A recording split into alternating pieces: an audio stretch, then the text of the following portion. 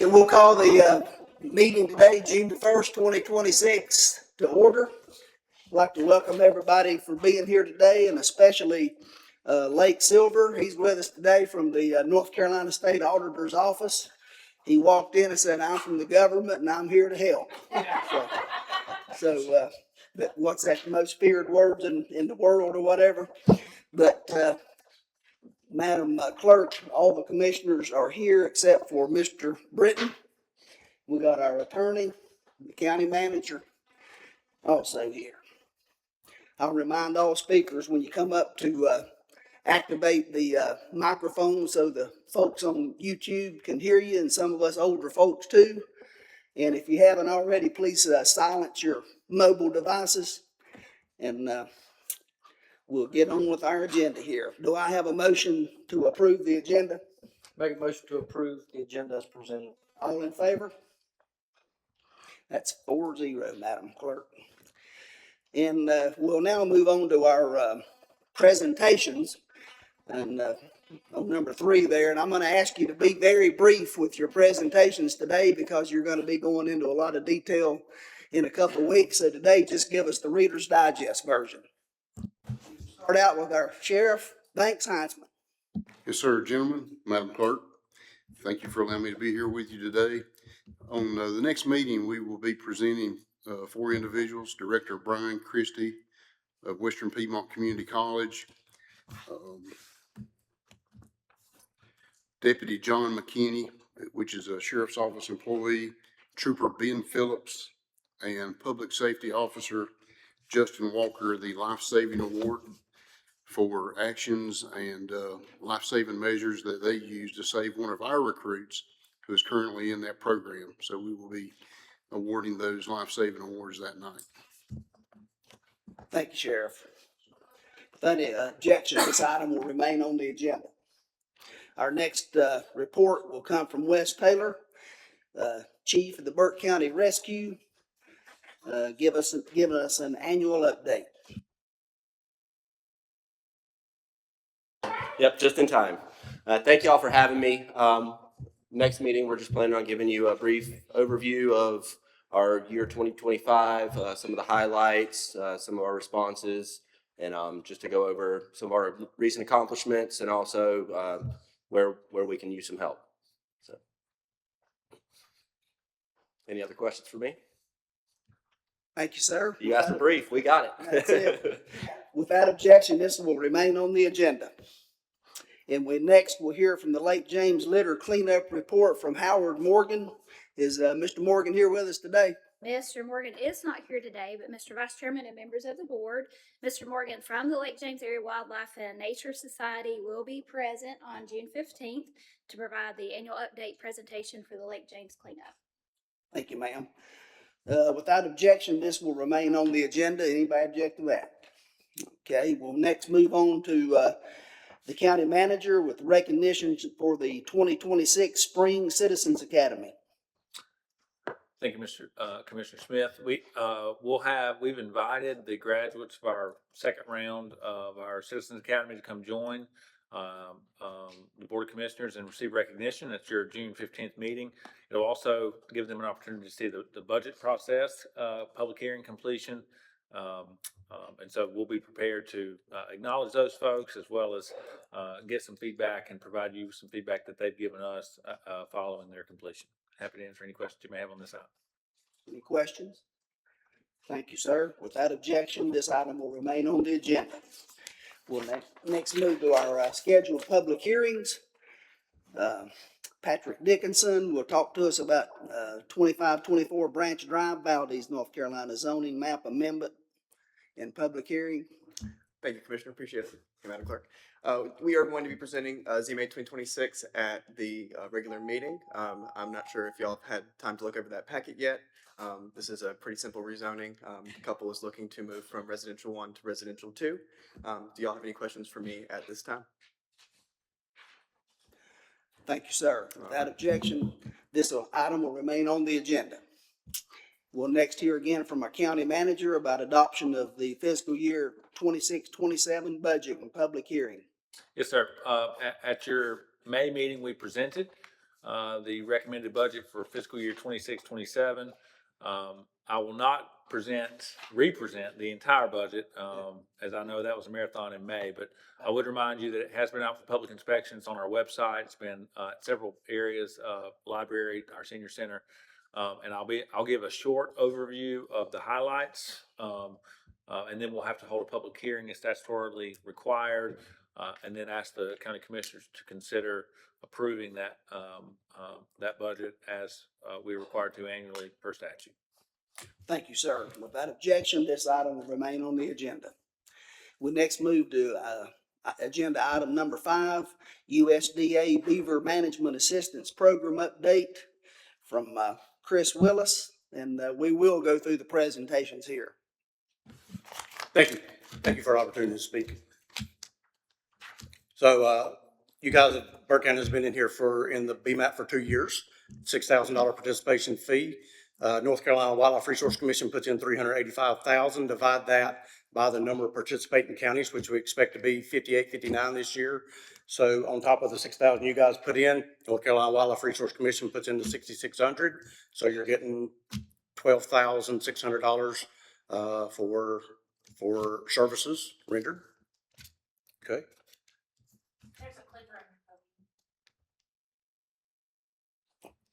The initial consultation fee, if a landowner calls us, what we do is sometimes they don't want the beaver removed. They want to learn how to live with them. So we'll talk about exclusion devices. We will give them options of how to trap. We'll teach them to trap, tell them the regulations on it. If they decide they want our services, it's $25 per visit to remove the beaver. And any large dam that takes over 30 minutes to rake out is $150. We also use explosives. In case we need it. Josh Johnson is our trapper in the county here, so we brought him along today to kind of show him this. Burke County is averaging about 6 visits to complete any work needed. We do use a first come, first served basis, but Department of Transportation, of course, takes priority with road flooding. Prior to Hurricane Helene, before Burke County came in, Josh completed 15 DOT jobs in the county. And then once Hurricane Helene, we seen a lot of them just not building the dams back or moving them downstream and just kind of adjusting. So, and it takes about 30 days right now from the time he's called till the job's finished. He has completed 4 jobs this year with 17 visits. Resources saved is about $11,300, and that's cornfields, ponds, or standing timber. He's currently monitoring 5 private jobs and 3 DOT sites. We do know of 8 sites that were destroyed by Hurricane Helene. And like I say, it is slower anywhere east of or west of 77, but we're starting to see that build back again. So McDowell County's picked up, Rutherford County's coming in this year. We're starting to see the increase come back to where it was pre-Helene levels. So the next one is just one of our explosives. We use a binary explosive, very safe. And then if you have any questions, I'd be glad to answer. Thank you, sir. Thank you. Appreciate your report there. We'll next have a presentation from Sarah Evatt on the approval of the HCC BG block grant for fiscal year 27. Mr. Vice Chairman, will that remain on consent? Yes, it will. Yes, it will remain on the consent agenda. And that was item number 1 we're talking about with the USDA.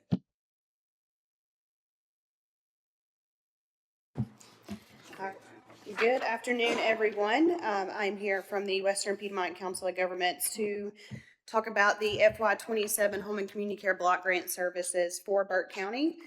The Home and Community Care Block Grant funds come from the Older Americans Act to serve those that are 60 and better in Burke County.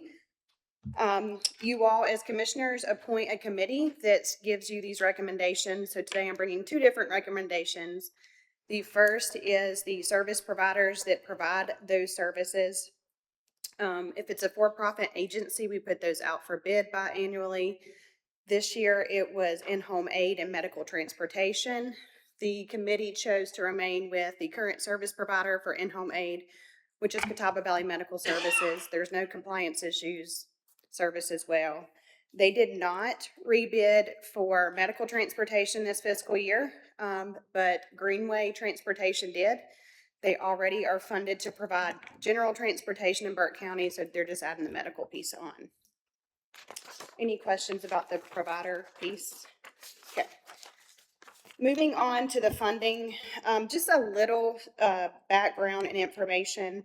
There has not been a federal increase in block grant funding since FY '24, where nationwide we got about a $2.37 billion increase, which sounds like a great big number. But North Carolina only got about 1.69 million of that, and as it trickles down to each region, we didn't get too much. But there was a $5,000 increase in FY '24, a little over a $4,000 increase in FY '25, flat funding in FY '26 because of no approved state budget. And then this year, unfortunately, we are looking at a $7,000 decrease for services. So in your budget packet, you see the recommended budgets with the recommended providers. Do you all have any questions? All right, easy peasy. Thank you. Without objection, this item will remain on the agenda.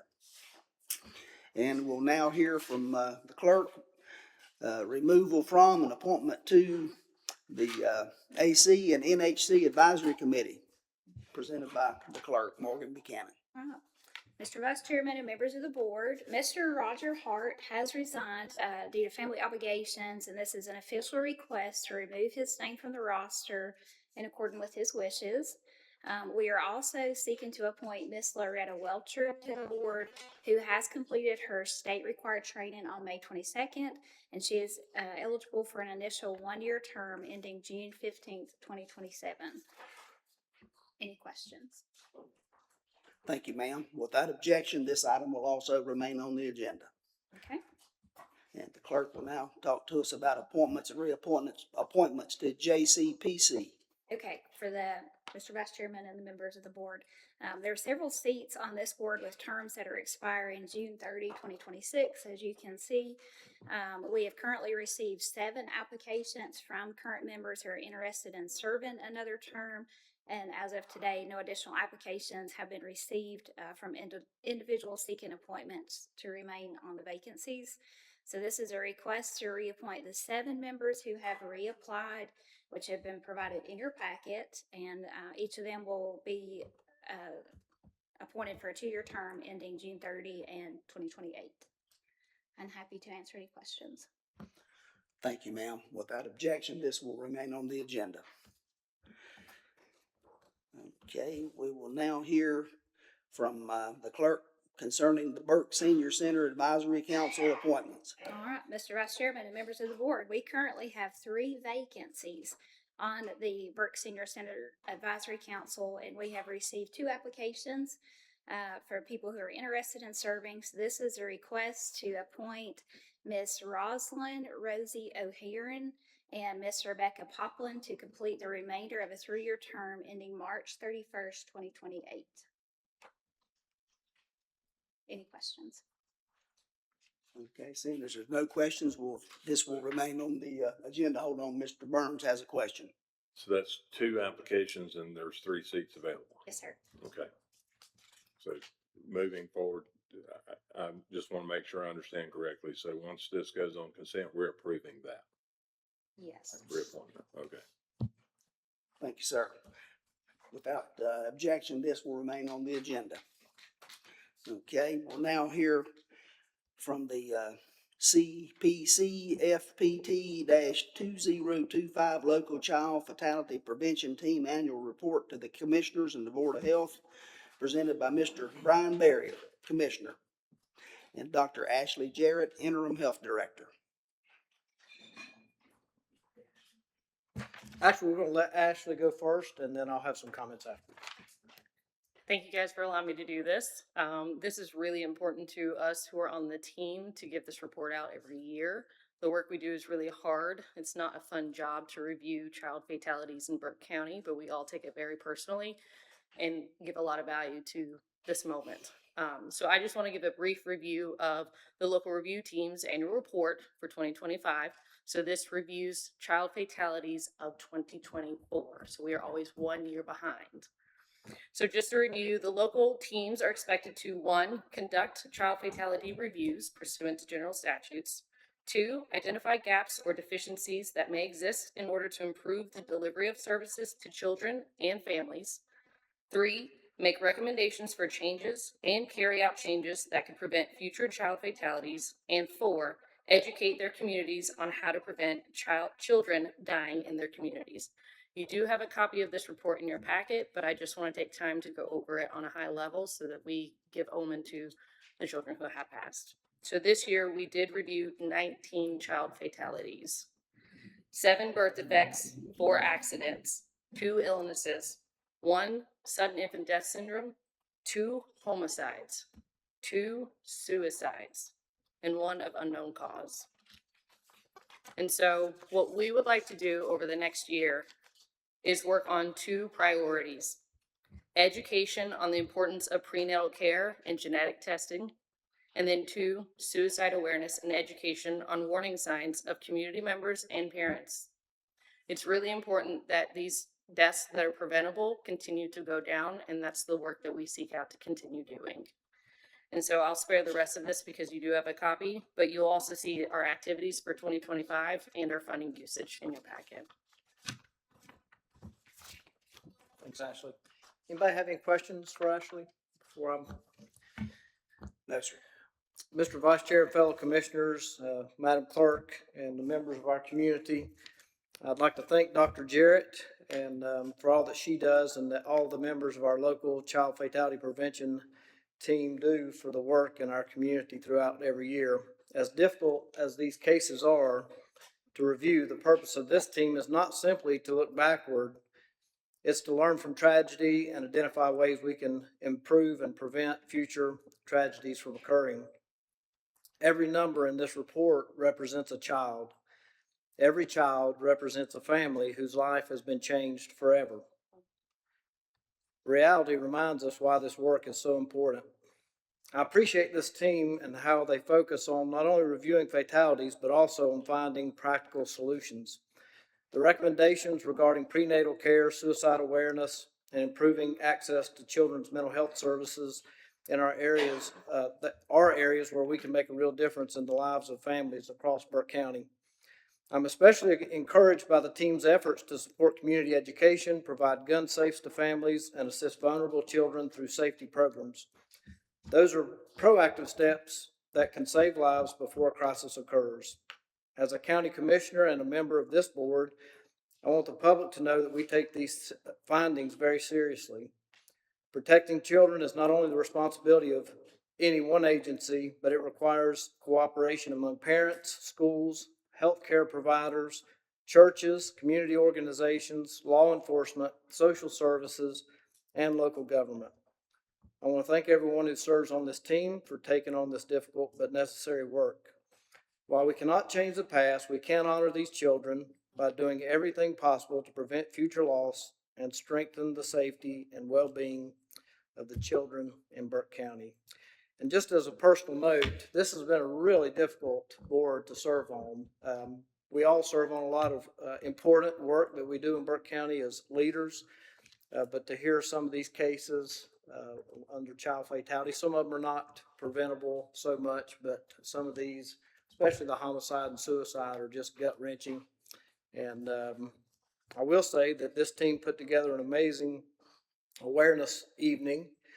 And just to be honest with you, I was pretty sad to see that we had very few people show up in the community. And we advertised it everywhere: social media, newspapers, sent it home to the schools, to the parents through the school system. And so I'm not sure what else to do to try to get people involved, but obviously it needs our attention. So thank you. Thank you, Ashley. Appreciate it. Thank you all for the work you do. We all appreciate you on behalf of the Board of Commissioners. And does anybody have any questions for Commissioner Barry or Ms. Dr. Jarrett? Okay, if no questions, then this item will remain on the consent agenda. Or Let's see, now we'll hear from our Register of Deeds, Stephanie Norman, about approval of the Register of Deeds updated records retention schedule. Good afternoon. The North Carolina Department of Natural and Cultural Resources requires the County Board of Commissioners to approve and sign the local records retention schedule for the Register of Deeds office along with the Register of Deeds. You're required to sign, record it in the official minutes, and the signed copy has to be returned to the North Carolina State Archives. This falls under North Carolina General Statute 121-2 under the Department of Natural and Cultural Resources and 132 under Public Records Law. So they've updated the Register of Deeds retention schedule. We have to follow the local government retention schedule as well as the Register of Deeds retention schedule because almost all of our records in our office are permanent, which is very unusual because most offices, they have a combination of both, but not all of them, or the majority of them are permanent records like ours are. So normally they've had a separate one, but for it to have a smoother flow, if you will. What they did is the local government retention schedule has standards 1 through 9, and they just added standards 1 through 5 on the end of that, so that there's 15 standards that includes both the local government retention schedule and the Register of Deeds retention schedule. Most of the content did not change. It was mostly formatting, like I just mentioned, adding standards. But there were a couple things under the disposition instructions that were updated. It removes document return requirements for notary public records. It consolidates types of record requests and standardizes disposal times for application of certified copies. It adds clarification about retention of forms by an authorized agent or representatives for armed forces discharges. And it also discontinues records updates for juror lists and records, land sold for taxes and index, merchant returns and index, and records of strays. Now, we've not had kept any of those records in a long time, but they never updated it in the retention schedule, but that has been updated now. But they did add a additional section, which is under miscellaneous records specifically for the Register of Deeds, because the Register of Deeds asked for it and they included it for us. And that's notice of errors because there are errors that are made when indexing. And if you know about our office, you can't find any records in our office without the indexes. And that's the whole purpose of the indexes, for you to be able to find something for our office. And we have a procedure to add those errors onto record, but this provided additional information and clarification for our offices. And then it also updated the transfer eligibility, and it specifies that records can be transferred to the state archives if more than 30 years old or have severe preservation concerns. So those were basically the updates to the Register of Deeds retention schedule. Do you have any questions? Okay, nobody has any questions, we'll go ahead and put this on the consent agenda. We appreciate you being with us today. Thank you. Ms. Norman. Mr. Vice Chairman, I would like to just make a comment. I'm very grateful for Ms. Norman's always being on top of everything. It just seems like everything runs like a sewing machine over there, and I'm grateful for that. Okay, we'll now move to items for decision. And you can be very brief on these also. We'll first hear from our clerk about the amendment of VSB bylaws and appointments. All right, Mr. Vice Chairman and members of the board, on April 20th, 2026, at the regular meeting, the Burke County Commissioners adopted resolution number 2026-06, formally establishing the Burke County Veterans Service Board and approving the associated bylaws. Commissioner Smith subsequently expressed interest in serving on the board and recognized the benefit of a designated commissioner seat to enhance communication between the Veterans Service Board and the Board of Commissioners. This is a request to amend the current bylaws from 6 seats to 7 seats to create a position for the chairman of Burke County Commissioners or their designee. The proposed amendment will be reviewed by the county attorney and then presented for consideration by June 15th. Any questions? Seeing no questions, we'll leave this on the agenda, and thank you, ma'am. And now we'll hear from you again, the clerk, appointment to the Western Piedmont Community College Board of Trustees. Okay. Mr. Vice Chairman and members of the board, Mr. Rod Harrelson has a term expiring on June 30, 2026. Mr. Harrelson did not reapply for the Western Piedmont Community College Board of Trustees. We've currently received 6 applications for this position, and I'm happy to answer any questions. I don't have any questions, but I would like to publicly thank Rod Harrelson for his service and his dedication to the Board of Trustees at Western Piedmont Community College. I've had an opportunity to work with him on several things over the years, and he's top notch. And I just want to thank him for his service. Thank you, Mr. Burns. Without objection, this will remain on the agenda. The county manager will now talk to us about the year-end budget amendment and capital project closeout. Placeholder, Mr. Ripley. Yes, sir. Thank you, Mr. Vice Chairman. As typical at your June meeting, we have one final budget amendment at the end of the year, as we prepare our fiscal year ends June 30th. So the second meeting in June typically is our last opportunity to make any modifications needed for the budget ahead of the fiscal year closeout and preparing for the audit process. Those numbers are still moving as of today, but we'll have those prepared and get those circulated to you well ahead of your June 15th meeting, and present those for consideration at that time. Does anybody have any questions for the county manager? Seeing no questions, then we'll move on. Item will remain on the agenda.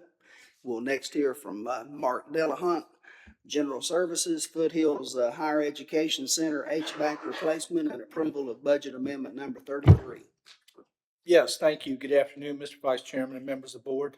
This project is to replace 3 rooftop units and 33 air handlers located throughout the Foothills Higher Education Center building.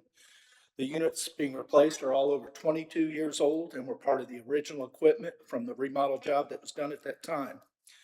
Bid documents were prepared with assistance from Britton Engineering and were advertised on May 13th. A mandatory pre-bid meeting was held on May 21st with 4 companies attending. This bid opportunity actually closed at noon today, and we should be prepared with a recommendation at your next meeting. The Foothills Higher Education Center, as you are aware, is a large building, over 120,000 square feet. The building has 41 rooftop units of various sizes. A number of the larger units, about 14 ranging in sizes from 3 ton up to 25 tons, were recently replaced using COVID funds. And this is a list of all those 41 units. The highlighted yellow ones are, of course, the ones that were replaced not long ago. And the green ones at the bottom are the ones that will be replaced as part of this project. This is the impacted area, and it's includes Parks and Recreation's office, a number of classrooms of Western Piedmont, and some administrative college offices as well. As I said, we'll be prepared with a recommendation at your next meeting, and I'd be happy to answer any questions you may have regarding this item. Any questions for Mark? Go ahead. It's kind of relevant, but not. The new refrigerant that's out, it requires different recovery systems, and there's some fire prevention issues. Are we good on that equipment? This was handled by the engineer, and I'm sure it's being brought up to current code. Okay. So we're not doing it. We're contracting it. Yes, we're contracting this project out, and even the specs were done by Britton Engineering, who actually was the original designer or mechanical engineer for that building when it was remodeled back in the day. So stuff they put in then lasted a pretty good while. So, Mr. Vice Chairman, if I may, I would point out that this will not require any additional appropriation by this board. This project, although these units have failed and it's expedited the need for replacement, it has been something that's been considered as part of our capital reserve and deferred maintenance plan. So we'll just be acting a bit sooner than we otherwise would have to try to get that through the summer months. Thank you, sir. Thank you, sir. Without objection, this item will remain on the agenda. And we have Miss Nelson on the docket next. I don't see her in there anywhere, but she is going to give us a report on the tax collection report and final settlement report for period ending May 31st, 2026. We will hold her over, and without any objection, we'll leave this on the agenda. Okay, and then number 6, also Ms. Nelson, tax release and refund report for period ending, May the 31st, 2026. And I may just add at that time, her final closeout, she likely will present, but, by our next meeting, at the conclusion of this meeting, hopefully, our new tax administrator, Mr. Isaac, will be sworn in and be able to deliver those reports to the board if that's agreeable by the board. Okay, we'll now move on to our reports and comments. Please submit your reports to the clerk as soon as possible for inclusion in the agenda packet for regular meeting. June the 9th and 10th will be the North Carolina Association of County Commissioners County Advocacy Days in Raleigh, North Carolina. June the 15th will be our Burke County Board of Commissioners regular meeting at 6 p.m.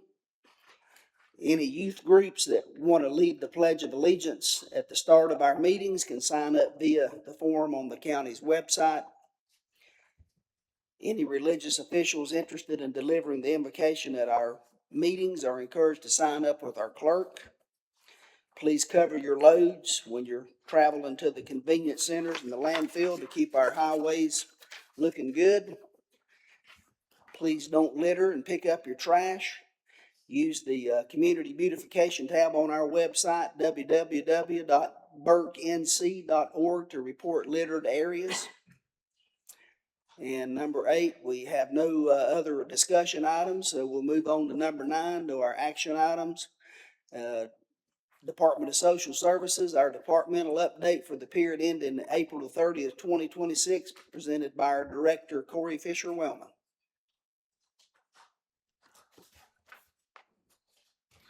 Good afternoon to each of you. We'll go through our monthly updates here. In terms of personnel, we have 11, at the time that this presentation was put together, we had 11 full-time vacancies, which is about a 5.5% vacancy rate. So it's remained fairly consistent for the last several months, which is a really good thing. And in the month of April, we did have 6 separations and then 7 new hires, 6 of which were full-time. In terms of our operational updates, we go over this every month. I'm going to give you some more information about the MOU at the end of the presentation, but this is just our economic service MOU metrics and just continue to demonstrate that we're, despite a lot of changes in economic services, both Medicaid and food and nutrition, our staff continue to meet all their MOU outcomes month by month. So as always, this thing is really important to point out. In terms of Medicaid, you can see here there's 28,246 people currently receiving Medicaid in Burke County, and we did go down about 80 applications during the month of April, and we took in 413 new applications during the month. In terms of food and nutrition, there are 9,805 active recipients in Burke County, and we did 500 new applications during the month of April. In terms of social work, starting out with our adult services, we talked last month about the continuing rise in our guardianship cases. We had 13 new referrals for guardianship in the month of April, so our total awards that we're responsible for is 75, and then an additional 17 that we contract out to a third-party provider. You can see there we had continued to have 59 special assistance cases and 131 CAP cases that our staff are currently working with, and we received 35 APS reports during the month of April. CPS reports continue to go down. This is the time of the year where the reports typically go down. They'll continue to go down through the summer, mainly because school officials are the most frequent reporters of abuse and neglect. So we always see the numbers go down throughout the summer, and then when kids get back into school in August and September, you'll see the reports go way up there, just like they did in August and September of this past year. In terms of our CPS caseload, I think this is some really good news. You can see there that our we currently have 157 open CPS cases, which is a 48% reduction in cases during the calendar year of 2026. So our staff have worked really hard to reduce our number of CPS cases, to work through those cases, to either to close them or oftentimes does lead to court involvement, which can lead to kids entering foster care.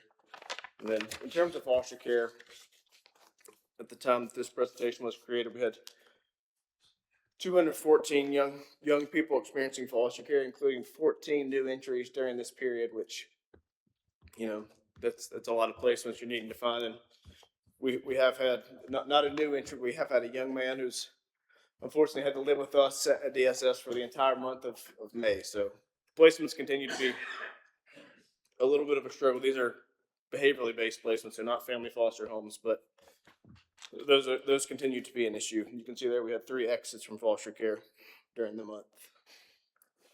April was Child Abuse Prevention Month, and I think this is just a good opportunity to point out that we have a really strong multidisciplinary team here in Burke County, including law enforcement, the CAC, and the DA's office, along with DSS staff who meet regularly to address child abuse cases, which are definitely our most complex and difficult cases. But we have a really strong team in Burke County that we wouldn't be able to do the work we do without all the different members. So this was just an opportunity to point out those folks. And then wanted to give you a little bit of an overview of the MOU. So the requirement for a MOU between counties and DHHS came out of, you might have heard of Ryland's Law, which is Session Law 207-41. There's a whole lot of components to Ryland's Law, one of which is an MOU between the county and the state that is for all programs throughout DSS, not just child welfare economic services, but everything within DSS except for Medicaid is involved in the MOU. And the purpose is just to establish some statewide accountability and performance metrics focusing on timeliness, safety, permanency, and quality. So I'll go through the different areas just to sort of give you an overview of what those requirements are. So for adult protective services, 85% of abuse neglect evaluations must be completed within 30 days. And then 85% of exploitation evaluations must be completed within 45 days. Let me go back just 1 second. So the MOU, you have to meet these outcomes, and there's corrective actions established if you're not able to meet a certain number of these thresholds. And throughout, it's been several years since Burke County in particular has been held accountable to the measures. So during COVID, there was no MOU, and then Western counties have not been held accountable to the MOU standards since Hurricane Helene. But when we re-sign this MOU, the whole state will go back into having to meet all the measures that I'm going to point out here. So in terms of child support, which a third party does handle child support for us, but as a county, we're still held responsible for their performance. So all these the paternity establishment rate, the support order establishment rate, the collections rate, and the average collections rate, it's important to us that Veritas meets all those. And as we've mentioned before, we have a very good relationship with our third party, and they continue to meet all these outcomes. In terms of child welfare, there's included in your packet is some more information about the MOU, and there's a number of child welfare metrics in that handout, but the only child welfare metric that counties are held accountable to for the MOU is monthly face-to-face contacts for children experiencing foster care. So 95% of children in care must have a face-to-face contact, and we've talked about that a lot when you have kids sort of placed all over the state and in the Southeast. Sometimes getting to see every single one of those kids every single month, that's very time-consuming to foster care staff. In terms of energy, 95% of emergency crisis intervention program applications with no heat or cooling source must be processed within 1 date of the application. And then 95% of those with a pass-through or final notice must be processed within 2 days, whichever is first. Food and nutrition, this is just about making sure that the applications are completed within the 7th day of the application, and then regular applications have to be processed by the 30th day. Research must be processed on time each month. Special assistance, 85% of special assistance for the age applications have to be processed within 45 days. And then 85% of the disabled applications must be processed within 60 days. Workforce, 95% of applications must be processed within 45 days of receipt. And then 95% of recertifications must be processed within 60 calendar days prior to the last day of their current certification period. So some of the key takeaways is this just creates sort of a statewide measurable standards that the counties can be held accountable to. Obviously it's heavily focused on timeliness and the impact to citizens. And then several of those things do have a direct impact to federal compliance, which impacts funding. I'm happy to answer any questions you have about our sort of general status or the MOU process. I see no questions. Do I have a motion to accept the report as presented? Motion to accept as presented. All in favor? Madam Chair, that's all four of us. Thank you, sir. Thank you. We'll next hear again from Dr. Ashley Jarrett, Interim Health Director, concerning the quarterly report for the period ending March 31st, 2026. Thank you for having me again. I do have supplemental information in your packet other than this PowerPoint here, so this is meant to be very brief and high level. So starting off, we did have leadership change as of April 1st. That is where our last health director, Dana Scalise, departed us, and you allowed me to step in as interim health director, which I appreciate and thank you. Then after that, we hosted the National Public Health Week, where we celebrated our staff with some new swag to represent Burke County Public Health and feel engaged in the community again. And then we also ended it with a picnic that we held out at the pavilion, just to have food, celebration, and group together and bond, because half of our staff is remote or they're over here in environmental health. So this is the one time we tend to get together and have a good time. We also did some groundwork with our CHIP. We submitted it and it was approved. We also received our approval of our 2026 FAB annual report, which is important for keeping that national accreditation. We received an approval letter for our 2025 CHA health assessment, which you guys have seen. We held our staff training on May 8th and we'll hold another one. Training and education for our staff is very, very important to us. It's also, again, another opportunity for us to get together and celebrate with each other. Environmental health, food and lodging is sitting at 95.5% completion rates at the time of this being put together. So our goal is 100. We are going to make that by the end of this fiscal year. We are welcoming a new provider, Claudia Ramirez. She has already started. She has spent, I believe this is her 3rd week with us, and she has been doing wonderful. She does speak Spanish, so that is a benefit for our community to have a provider who is bilingual. You just heard from me on the local review team, our annual report, and preparedness. Todd Statton, if you haven't met him, he is our preparedness coordinator, and he has submitted all 13 emergency preparedness plans to the state. That is 6 additional plans this year than we had before. We also celebrated Nurses Appreciation Week, and again, Todd was honored with the 2026 Emergency Preparedness Response Community Engagement Award, which just shows that we really take pride in engaging the community in our processes. So they were part of some of the planning and getting their feedback and incorporating it into some of the plans that we have. And that was what he was awarded with. And again, this is just a high-level presentation. More information on clinical data, environmental health, and WIC is in your packet. Happy to answer any questions. See no questions, then I'll entertain a motion to accept the report as presented. Mr. Chairman, I move that we accept the report as presented. All in favor? Madam Clerk, that's all four of us. We will now move on to our item number 3 there, appointment of our new tax administrator, which will be presented by me and Brian Epley. The county manager will take Ms. Nelson's place in her absence. Thank you, Commissioner. I will welcome up Travis Isaac. He's competed for him and onboarded with us a couple of weeks ago as our new tax administrator. I would point out, at the time of recruitment, there were only about 112 certified through the North Carolina Department of Revenue folks to meet that job statewide. And Travis took that exam and passed in his first attempt the week before he started. So we are thrilled to have him on board. It's a really big accomplishment, and he's a great fit for our team. Super excited about that.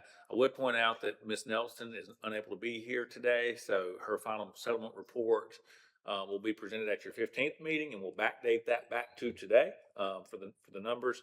And all of that is compliant with appropriate process and statute.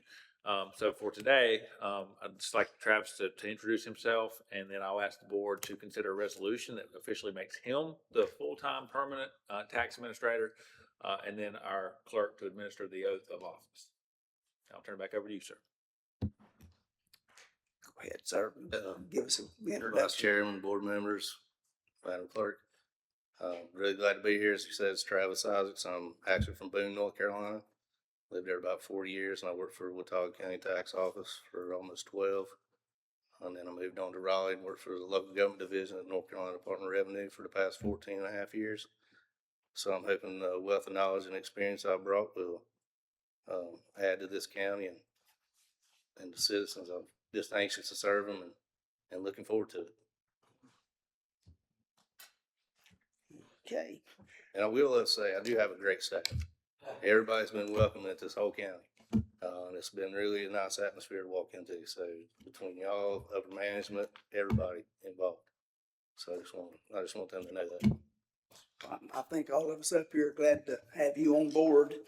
And I will now entertain a motion to adopt resolution 2026-16, appointing Travis Isaacs, tax administrator, tax collector, assessor, effective June 1st, 2026 at 8 a.m. and approve the required bond. Do I have So moved, Mr. Chairman. all in favor? That's all four of us, ma'am. And if you would now please administer the oath of office to Mr. Isaacs. Thank you, gentlemen. Just want to say welcome home.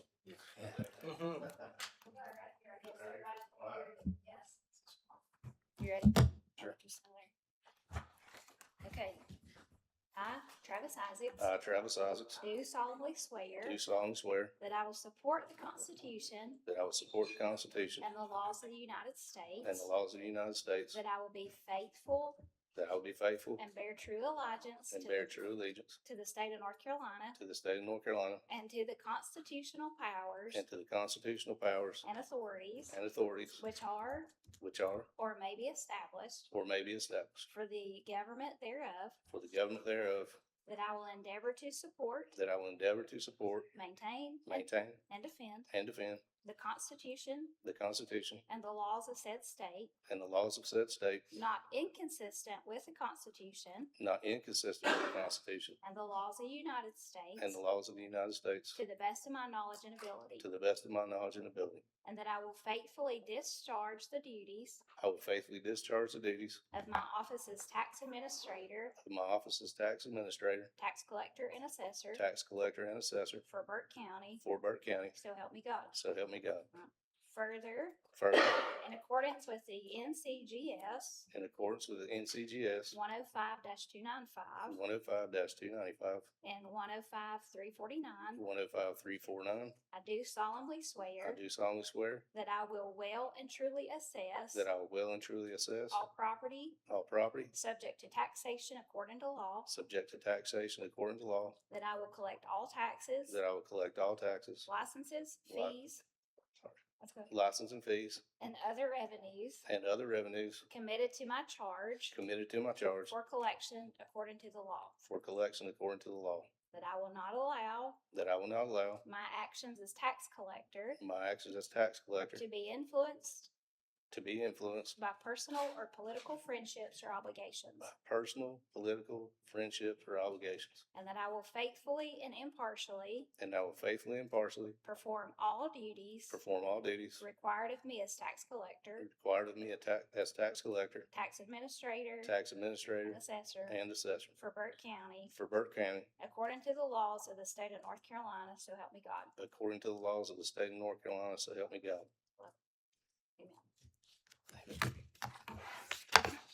Thank you all.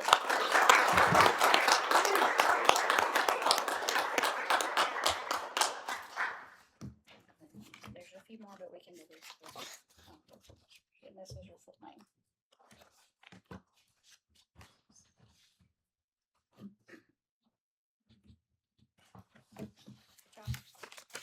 Appreciate it. Thank you, Mayor. Mr. Isaacs, we'd all like to come down and have our photo made with you. You might need a scarecrow for your garden this summer.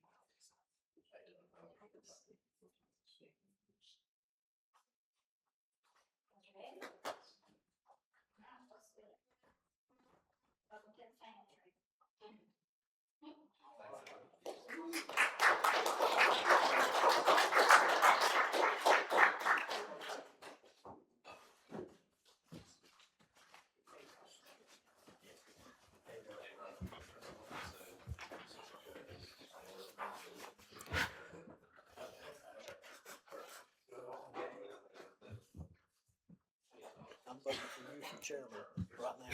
Yeah. Finished at 10 to 3. Okay, and I deviated from the agenda just a bit here. I did it on purpose, not because I'm a rookie or anything. But, does anybody like to have any comments, make any comments to our folks here today, the attorney? Commissioner Stroud, I'm good today, thank you. Mr. Burns?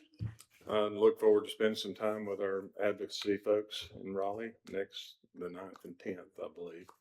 I was down there 2 weeks ago for the Council of Governments Advocacy Days, and we had a great time. I feel like we made a lot of progress and had a lot of good conversation. That's good. Mr. Nothing Buckley? for me, sir. I have nothing either. Mr. Barrier, Madam Clerk, do I have a motion we adjourn? Make a motion to adjourn. All in favor? All right, Madam Clerk, that's 4-0. Thanks, everybody, for coming.